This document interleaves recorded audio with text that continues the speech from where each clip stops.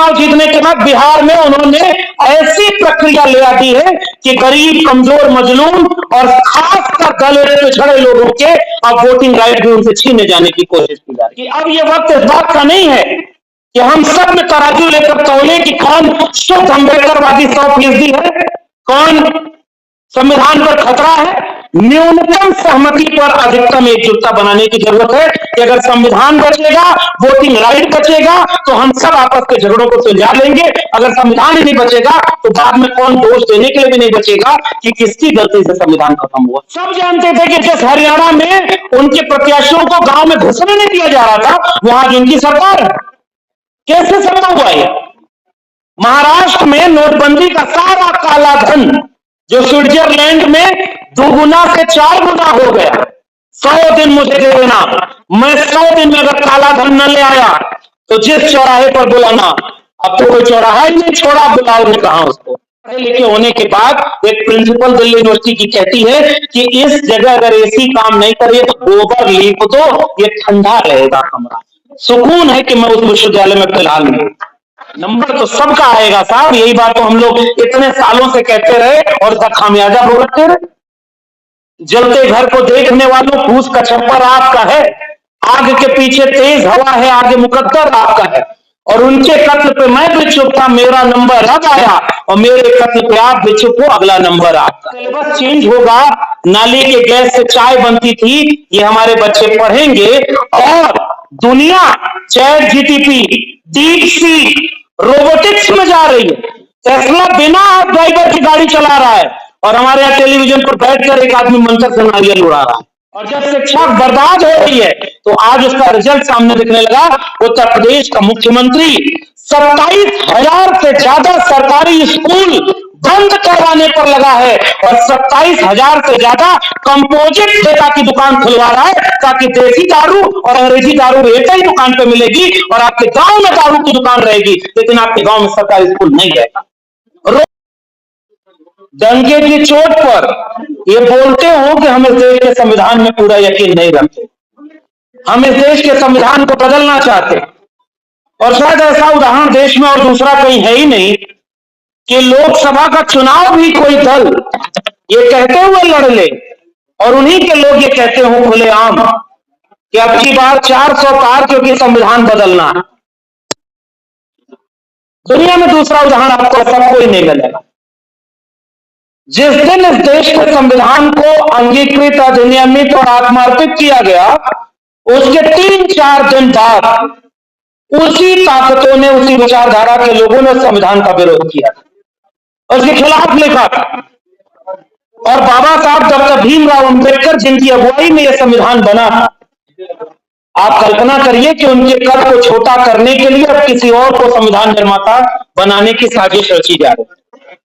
क्या उस पार्टी के किसी भी ऐसे नेता ने माफी मांगी जिसने कहा था कि अब की बार 400 पार ताकि संविधान में बदलाव लाए? इसी दिल्ली के जंतर मंतर पर खुलेआम संविधान की प्रतियों को जलाने वालों ने माफी मांगी या उनको कोई सजा मिली? अब इसी देश में एक ऐसा संगठन जो नागपुर का है, उसके सबसे दूसरे नंबर के प्रमुख व्यक्ति कहते हैं कि देश के संविधान की प्रस्तावना में सोशलिज्म और सेकुलरिज्म जो 2 शब्द है, समाजवाद और पंथनिरपेक्षता, इन दोनों शब्दों को बदल देना चाहिए। आप उस संविधान से समाजवाद शब्द को बदल सकते हो, लेकिन जिस संविधान के हर एक हर्फ में, हर एक लफ्ज में, हर एक पन्ने पर समाजवादी विचार ही हो, उसे कैसे निकालोगे? समाजवाद कहता है कि 100 से कम, 1000 से ज्यादा, समाजवाद का यही तकाजा। मिटे गरीबी और अमीरी, मिटे चाकरी और मजबूरी, 2 बातें हैं मोटी मोटी, सबको इज्जत, सबको रोटी। और ये इस देश की बुनियाद में, संघर्षों की बुनियाद है। जो भी आखिरी व्यक्ति के ताकत की, हकूकों की, अधिकार की, सम्मान की बात करता है, वो अपने मिजाज में समाजवादी ही तो है। और आप कहते हो कि देश के संविधान की प्रस्तावना से समाजवाद शब्द हटा देना, क्या क्या हटाएंगे आप? कल वो जिलों के नाम बदल रहे थे, आज वो योजनाओं के नाम बदलते हैं और आज वो कहां खड़े हैं इस बात का उदाहरण हमारे सामने। और जहां से मैंने बात शुरू की थी कि स्पेशल एसआईआर कर रहे हैं, विशेष गहन पुनरीक्षण, और जिस वोट के अधिकार को बाबा साहब डॉक्टर अंबेडकर ने हर एक व्यक्ति को देकर संविधान को आखिरी व्यक्ति के अधिकार तक पहुंचा दिया था, अब उस अधिकार पर खतरा मंडरा रहा है। और खतरा क्या, मैं ये कहूं कि वो आपके अधिकार हाथ से छीन लिए जाएंगे कुछ ही दिनों की देर, क्योंकि आज ही ये तय होना है कि अगर आप अपने वोट के अधिकार को महफूज नहीं रख सकते तो फिर संविधान को कितना देर महफूज रखेंगे। आज विषय में लिखा भी गया कि आज ईवीएम से चुनाव। अब ईवीएम का मसला तो छोड़िए, मुझे आज भी याद है बहुत सारे लोग ईवीएम पर बोलते हैं, सामाजिक संगठन ज्यादा बोलते हैं, लड़ते हैं, काम करते हैं, लेकिन चुनाव हारने के बाद अमूमन नेता बोलते हैं। जब वो चुनाव जीत रहे होते हैं तब नहीं बोलते या कम बोलते हैं। और मैंने ये पहली बार देखा 2024 के चुनाव के बाद कि जब उत्तर प्रदेश से समाजवादियों ने 43 सीटों पर बीजेपी को हराया। अगर वो ना हराए होते तो एसआईआर की जरूरत नहीं होती, सीधे आपसे वोटिंग राइट छीनने के और भी तरीके उनके पास हैं। ये तो हारने के बाद स्थिति है। और उस दिन सपा के राष्ट्रीय अध्यक्ष ने संसद में ऑन द रिकॉर्ड बोला था कि अगर मैं 80 की 80 सीटें भी जीत जाऊं तब भी ईवीएम पर मुझे यकीन नहीं है, हम अगर इसी से जीतेंगे तो भी इसे हटाने का काम करेंगे। मुझे लग रहा है ये सबसे जरूरी मसला है। आप चुनाव जीत जाएं तब ईवीएम सही है, आप चुनाव हार गए तो ईवीएम खराब है, इस पर बाकी लोगों का भी यकीन नहीं होता। इसलिए मैं उन तमाम संगठनों को ज्यादा क्रेडिट देना चाहता हूं जो रोज ईवीएम के मुद्दे पर आम जनता के सामने लड़ाई लड़ रहे हैं। लेकिन ईवीएम से वोट डालने के बाद भी जहां जनता जागरूक है, जहां जनता मन बनाई हुई है कि संविधान को बदलने नहीं देंगे, वहां वो ईवीएम से भी छेड़खानी करने से पहले 4 बार सोचते हैं। 2024 के चुनाव में संविधान बचाने के नाम पर आत्मविश्वास छीना गया एक व्यक्ति का जो खुद को संविधान से ऊपर समझने लगा था, जो चाहता था कि उसके ऊपर न कोई संस्थान है, न कोई पद है और न वो संविधान से चलता था। आज 2024 में जिन लोगों ने उनको पूर्ण बहुमत होने से रोका, हरियाणा का चुनाव, उसके बाद महाराष्ट्र का चुनाव और फिर दिल्ली का, इन 3 चुनावों को जिस तरह से उस व्यक्ति ने जीता, अपने लोगों से जितवाया, ये हमारे लिए खतरे की घंटी से कम नहीं। सब जानते थे कि जिस हरियाणा में उनके प्रत्याशियों को गांव में घुसने नहीं दिया जा रहा था, वहां जिनकी सरकार है। कैसे संभव हुआ ये? महाराष्ट्र में नोटबंदी का सारा काला धन जो स्विट्जरलैंड में 2 गुना से 4 गुना हो गया, 100 दिन मुझे दे देना, मैं 100 दिन में अगर काला धन न ले आया तो जिस चौराहे पर बुलाना।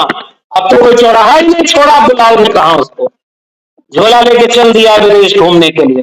और जब जरूरत पड़ी इस देश को कि बाकी देश खड़े हों, दुनिया का कोई देश खड़ा नहीं हुआ। इतना बड़ा संकट, तो फिर इतना झोला लेके घूमते किस बात के लिए रहे? ये सवाल पूछे कौन? संसद में पूछा जाता, संसद में है ही नहीं। महाराष्ट्र के चुनाव में खुलेआम वोटों को लूटा गया और अब तो नेता प्रतिपक्ष यहां तक बोलते हैं कि हमारे पास सबूत है, जितने लोग वहां की जनसंख्या में नहीं उससे ज्यादा वोटर है। आज भी उनकी सरकार वहां चल रही है। नोटबंदी के पैसे से पार्टी तोड़ी, विधायक तोड़े और पूरी पार्टी को तहस नहस कर दिया, जो नहीं झुका, जो नहीं डरा। उसके बाद में उनकी सरकार है। दिल्ली में यहां के लोग कहते रहे कि यहां वोटर लिस्ट में धांधली हो रही है, आज दिल्ली में भी उनकी सरकार। और जो लोग ये कहते थे जहां झुकी वही मकान, दिल्ली में झुग्गियां तोड़ तोड़ के बीजेपी वाले अपना काम कर रहे हैं। ये बात खुल के कहनी होगी। जितना आप विषय रखे हैं, आप अपने लोगों को अगर ये बता नहीं पाएंगे कि इन सब का खतरा आया किसकी वजह से और आज किससे लड़ना है, ये बात तो साफ साफ कहनी होगी ना।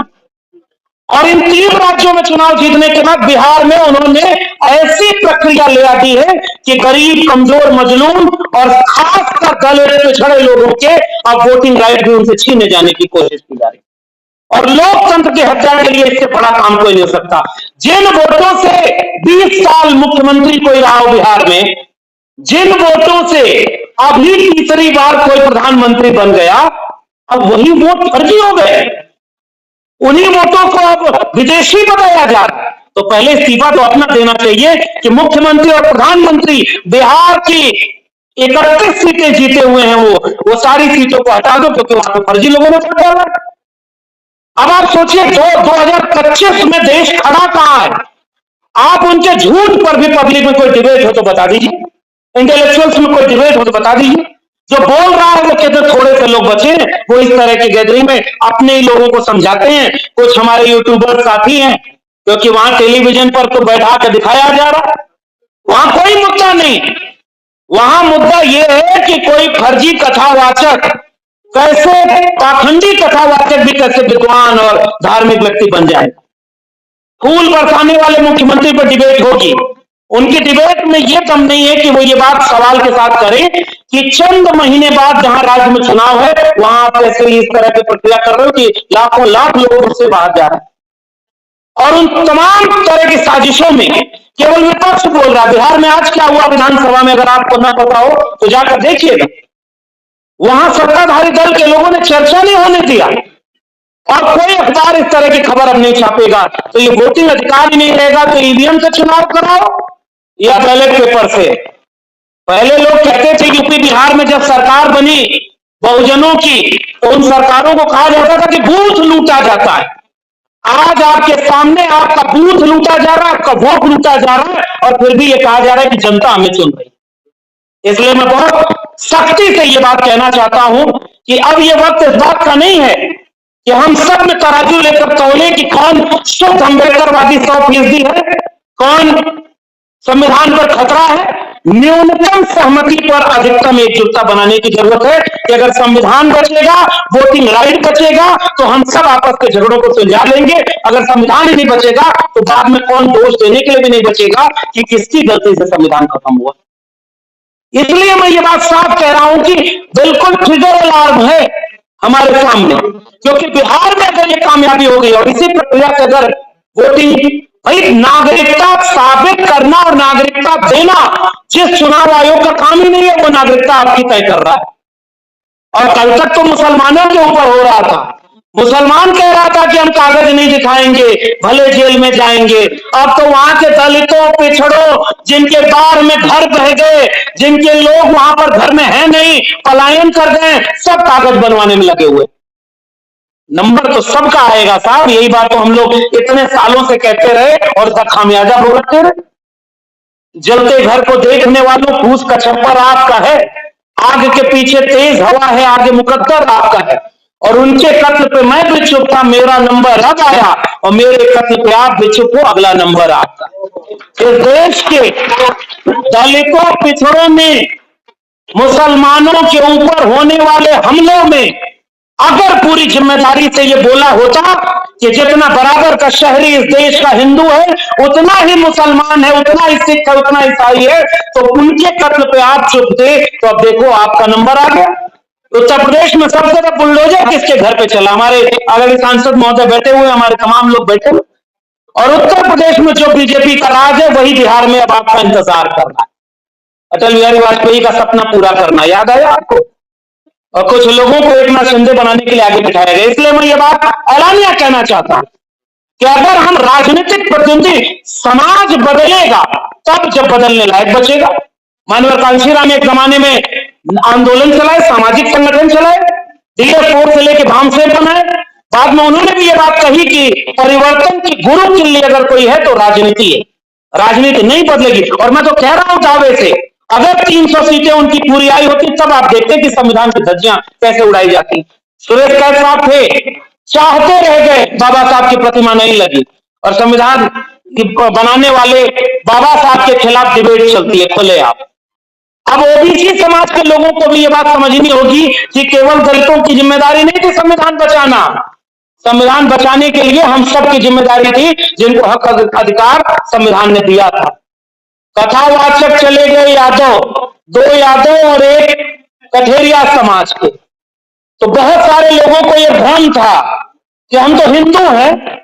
उन्होंने भ्रम तोड़ा और सीधे वीडियो बना करके कहा कि हमारे बिरादरी के गांव में तुम कथा कैसे कह सकते हो। इससे भी अगर आंख न खुले, और याद रखना, जिसका मुंडन किया गया, जिसकी चोटी कटवाई गई, वो तो अच्छे वाले हिंदू थे ना, वो तो उन्हीं की परिभाषा में थे। उन्हीं के ऊपर FIR दर्ज हो गई है और उन्हीं को पुलिस खोज रही है कि जेल में बंद।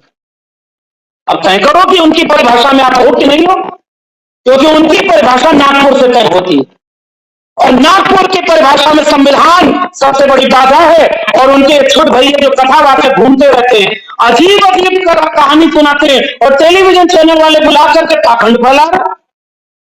और उसको एक नेता ने, उत्तर प्रदेश के नेता ने कहा, कृष्ण का नाम बता दो, वो आए आए करने लगा और कथा कृष्ण की सुनाता।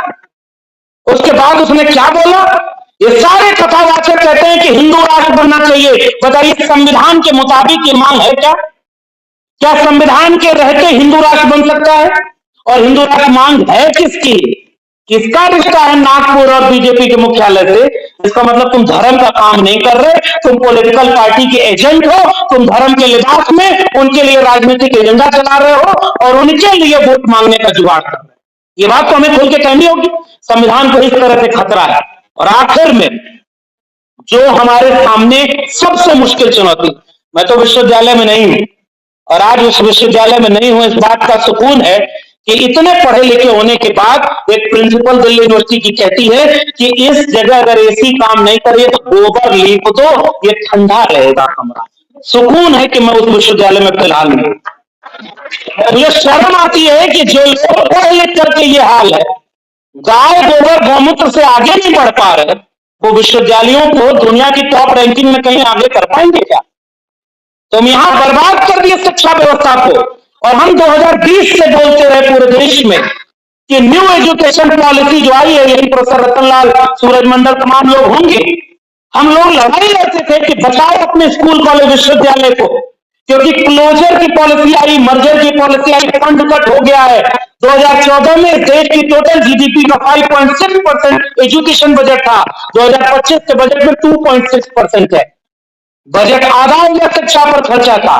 और जब शिक्षा बर्बाद हो रही है तो आज उसका रिजल्ट सामने दिखने लगा। उत्तर प्रदेश का मुख्यमंत्री 27,000 से ज्यादा सरकारी स्कूल बंद करवाने पर लगा है और 27,000 से ज्यादा कंपोजिट ठेका की दुकान खुलवा रहा है, ताकि देसी दारू और अंग्रेजी दारू एक ही दुकान पे मिलेगी और आपके गांव में दारू की दुकान रहेगी, लेकिन आपके गांव में सरकारी स्कूल नहीं रहेगा। रोते हुए बच्चों की वीडियो वायरल हो रही है। स्कूलों पर ताला लग गया, हजारों बच्चों का स्कूल छूट गया। मैं कहता हूं कि जाति जनगणना क्यों जरूरी है? ताकि एक बार जनगणना हो जाए कि ये जो बच्चे स्कूल से बाहर हो गए, ये 90% से ज्यादा SC, ST, OBC और माइनॉरिटी के बच्चे हैं, इसलिए इन स्कूलों को बर्बाद किया जा रहा है। ताकि शिक्षा अगर बर्बाद हो जाएगी, दिल्ली विश्वविद्यालय पर करोड़ों रुपया लोन है, हेठा का higher education financial academy. UGC अब लोन नहीं दे रही है, यूजीसी अब फंड नहीं दे रही है। अब आपको लोन दिया जाएगा। जेएनयू बर्बाद, डीयू बर्बाद, अशोका यूनिवर्सिटी चलेगी, गलगोटिया चलेगी, लवली प्रोफेशनल यूनिवर्सिटी चलेगी और आपके बच्चों को कहा जाएगा कि जिस रास्ते कांवड़ यात्रा जाएगी उस यात्रा कोड लगाना चाहिए। क्यों? हमारा धर्म भ्रष्ट न हो जाए। उनका एक भी बेटा बेटी न इन स्कूलों में पढ़ता है और न वो यात्रा में जाता है। उन सबका बेटा बेटी विदेश की यूनिवर्सिटी में पढ़ाई करता है। अगर गृह मंत्री है तो उसका बेटा बिना बैट बल्ला पकड़े भी BCCI का चेयरमैन रहेगा, करोड़ों रुपए कमाएगा और एक बार भी कांवड़ लेके नहीं जाता और वो फूल बरसाता है कि आपके बच्चे वहां जाए। इसलिए हम ये बात कहना चाहते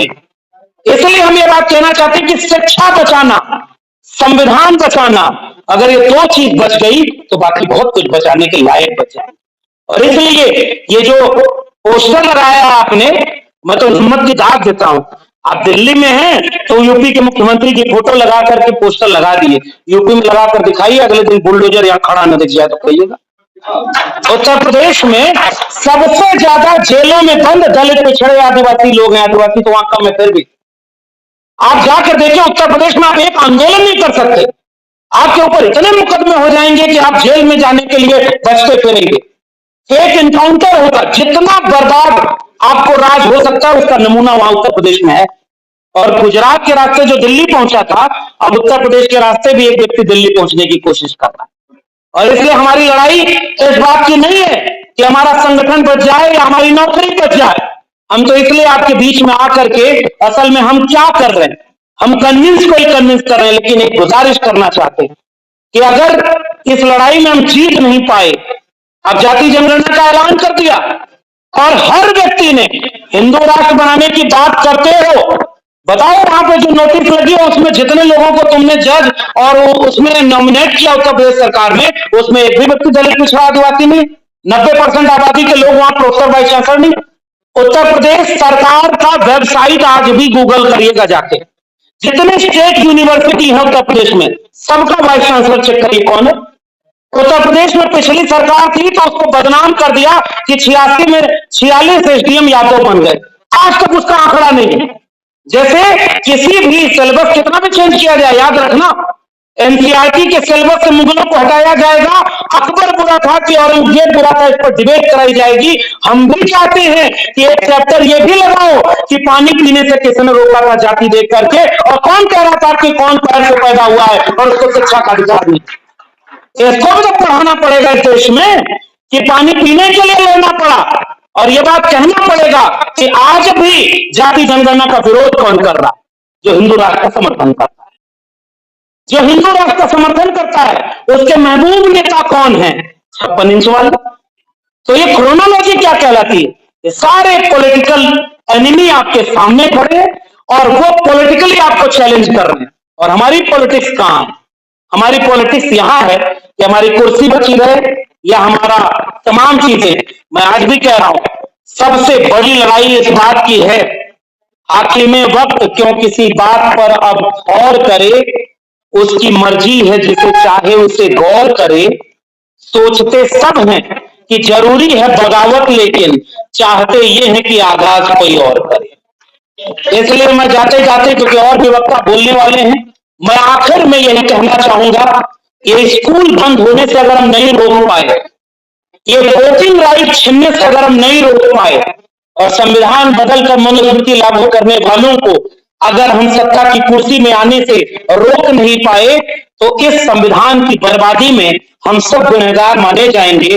और कभी कोई फूले अम्बेडकर पैदा हो गया, कोई लोहिया, कोई बीपी मंडल, कोई मंडल कमीशन की लड़ाई लड़ने वाला, कोई कमंडल के खिलाफ मंडल रथ लेकर निकलने वाला, इस देश में जाने कितने लोग आ गए, दोबारा ऐसा होने की गुंजाइश कितनी बचेगी, याद रखिएगा। वरना सिलेबस चेंज होगा, नाली के गैस से चाय बनती थी ये हमारे बच्चे पढ़ेंगे, और दुनिया chat GTP, deep sea, robotics में जा रही है। टेस्ला बिना ड्राइवर की गाड़ी चला रहा है और हमारे यहाँ टेलीविजन पर बैठकर एक आदमी मंत्र से नारियल उड़ा रहा है। इसी फर्क को हमें तय करना है। मैं इस बर्बादी में इस मुल्क के सामने एक चुनौती बनकर के आखिरी वक्त तक फूले अम्बेडकर, पेरियार और लोहिया के विरासत को, सामाजिक न्याय की विरासत को अपने विचारधारा के साथ आखिरी वक्त तक लड़ने के लिए तैयार हूं।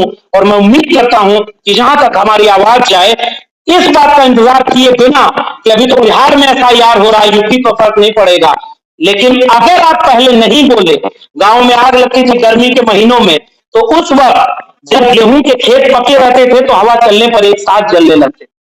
इस बात का इंतजार अगर गांव वाले करें कि मेड़ पहचान करके आग बुझ जाएगी, तो कोई नहीं बचता। पूरा गांव जब खड़ा होकर के उस आग को बुझाता है, इस बात का इंतजार किए बिना कि हमारे खेत तक वो आग पहुंचेगी कि नहीं, तब तक वो आग बुझ जाएगी। इसीलिए अगर बुझाने में शामिल होना है तो इतना इंतजार नहीं करना है कि मैं नौकरी से कब निकाला जाऊं, मेरे ऊपर कब मुकदमा हो, मेरे ऊपर कब ईडी और सीबीआई का छापा हो, या मुझे कब जेल में डाला जाए। इसका इंतजार किए बिना आपके बगल में कोई लड़ रहा था। और आखिरी में एक निवेदन और कर दूं, एक बहुत प्रसिद्ध दुनिया की कहावत है अलग अलग भाषाओं में, लड़ सको तो लड़ो, लाख विपरीत परिस्थिति आए तब भी, और नहीं लड़ पा रहे हो तो पहचानो कि आपके आसपास सच्ची लड़ाई कौन लड़ रहा है, उसका साथ दो। उसका साथ भी न दे पाओ तो जाकर कई लोगों को तैयार करो कि लड़ने वाले का साथ दे। अगर ये भी न कर पाओ तो चौराहे पर बैठकर उसके लिए आर्थिक संसाधनों की मदद कर दो ताकि लड़ने वाला कमजोर न पड़े। ये भी ना कर पाओ तो जहां बैठो लड़ने वालों की तारीफ करो। आखिरी में कुछ ना हो पाए तो जो लड़ रहा है उसका विरोध मत करना, सबसे बड़ा समर्थन यही हो जाएगा। और इसीलिए मैं चाहता हूं कि हम न्यूनतम सहमति पर अधिकतम एकता बनाने के लिए 90% भारत जो गरीब है, जो भुखमरी का शिकार है, जो 1% आज भी 76% पर कब्जा है और 81% लोग 5 किलो अनाज पर जिंदा।